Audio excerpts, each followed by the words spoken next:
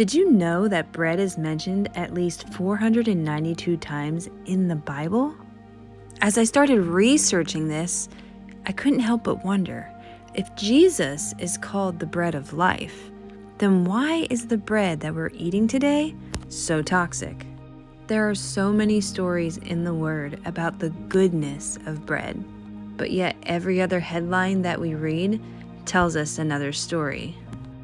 So as I started going down this rabbit hole, I stumbled across a food scientist by the name of Sue Becker. Here tonight. My husband and I started a business, the Bread Beckers, in 1992. After I was introduced to the concept of milling my own grain and making my own bread and the health benefits. And as I'm a food scientist, I graduated from the University of Georgia. And as a food science major, I had never thought of this. I thought that what they were doing to our food was a great thing. But when I learned the history of white flour and how the common diseases that affect this nation are directly related to our consumption of this bread, it made perfect scientific sense to me because of my studies in biochemistry and physiology. As I started watching her videos, light bulbs started going off in my head. We didn't have much growing up, but we did have bread and butter at every meal, and I remember feeling so miserable every time we ate. I would be bloated for hours, and I could never go to the restroom, and I was never satisfied. In your circle, and you're full as can be, almost miserable, and you're like, I just want something, and you get home and you're like, I just want something, but you're as full as can be. Jesus compared himself to bread, and he said, I am the real bread of life. He who comes to me, what? Shall be satisfied. Number one thing that I've heard over and over is, I can't eat as much. This bread fills me up. Yet the world will tell you bread will make you fat. Bread makes you fat. Bread makes you fat? I am telling you, we are fat because we're eating white flour, white bread, processed foods, not real fruits and vegetables. So where's the disconnect, and how did we get to this place where we have such toxic bread?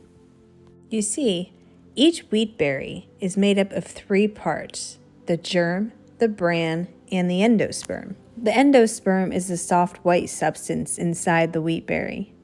The bran is where all the fiber comes from, and the germ, well, that holds the life of the seed. This is what happens. Now, prior to the 1900s, most of the bread baked in this country was baked at home. People either had the capacity to mill their own grain, or they went to the local miller and had him mill their flour for them on a regular basis. Towns and communities were built around the miller. That's where that name comes from. I'm going to the millers today. So when these mills moved into town, there was one thing they started noticing. A lot of people started to become very ill. In fact, they started to remove so much nutrients from the flour that people began to pass away. No, it was a widespread national problem. These puzzled health officials all over our country, and they eventually traced the problem to the missing nutrients from our grain.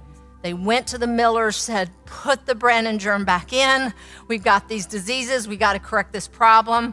But the millers said, no, we're not going to do that, because that 25% of the bran and germ that they were getting from the flour, they weren't throwing it away. They were selling it to the cattle feed industry, and it is still being done today. They still sell it to the cattle industry to make cattle feed.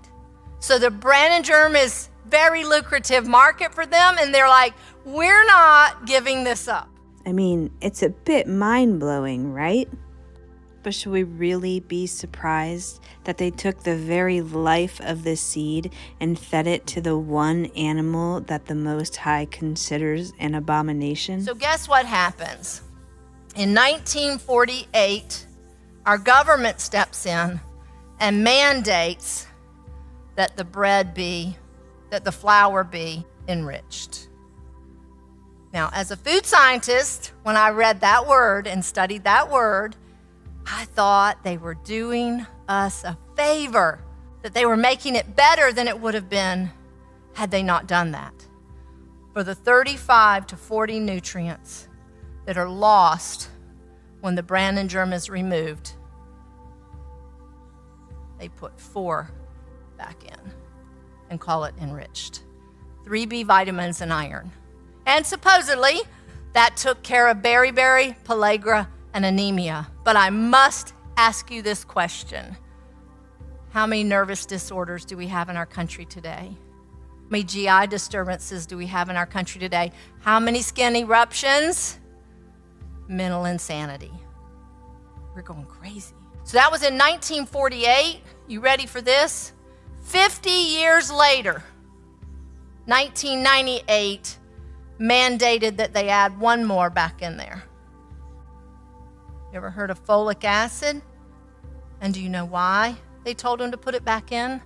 Because for 50 years, they watched birth defects go up and up and up because of the missing folic acid that we were no longer getting from God's perfect provision. This is huge. And if that were not enough, because of oxidation, the residual oils that are mixed in with the flour that they can't quite get out, they turn yellow, so we need to bleach it. A product called nitrogen trichloride was used for more than 25 years, but they finally took it off the market because it caused the running fits and seizures in dogs.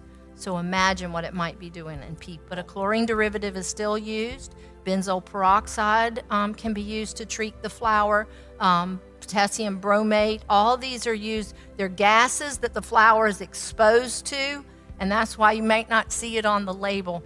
Very detrimental health effects from that. First of all, Proverbs 14:12, there's a way that seems right to a man, but the end thereof is death. And Isaiah 55 verse 2 says this, why do you spend your money for that which is not bread, and your earnings for what does not satisfy? I love Haggai because it says this. I recently heard someone speak, and he says like 90% of the American food dollar goes to junky processed food. We spend very little in America on real food. And in Haggai it says, consider your ways and how you have fared. You sow much, but you reap little. You clothe yourselves, but no one is warm. And you earn wages to put them in a bag with holes in it. Here we're spending and working to earn wages and spending 90% of that on stuff that we are calling food that is making us sick. So where's the rest of our money going? There's a medical care crisis in our country. We're staying sick, and money is just going out this bag with holes in it. So after seeing all of this, my question became, what would happen if I started milling our own grain? I'll never forget a lady came and she heard me speak. She came up to the table and she bought a mill after she had heard this, and she said, I can't wait to do this. She came back the next year. The lady said, well, step aside. I know what I want. She said, I'm getting the mixer this year. Last year I bought the grain mill. She goes, I made room on my counter because I could dumped all my medicine in the trash can. I no longer have to take all that stuff. And I've heard it time and time again. I'm not sick anymore. But heart disease, cancer, diabetes, these are all things that whole grains have been proven that they reduce the risk of these diseases, yet it's plaguing America. We've all heard it said, let food be thy medicine and medicine be thy food. Maybe the Bible really is on to something. And I think now we can truly see how far they are willing to go to keep us sick. A little over a year ago, I embarked on the journey of learning how to fresh mill our own grain. I discovered that all the testimonies in these videos were true. I have learned why they call it the bread of life, because it truly does satisfy you. I think if we all just took a little time and went back to the basics of life, we would see a lot more health and a lot less sickness.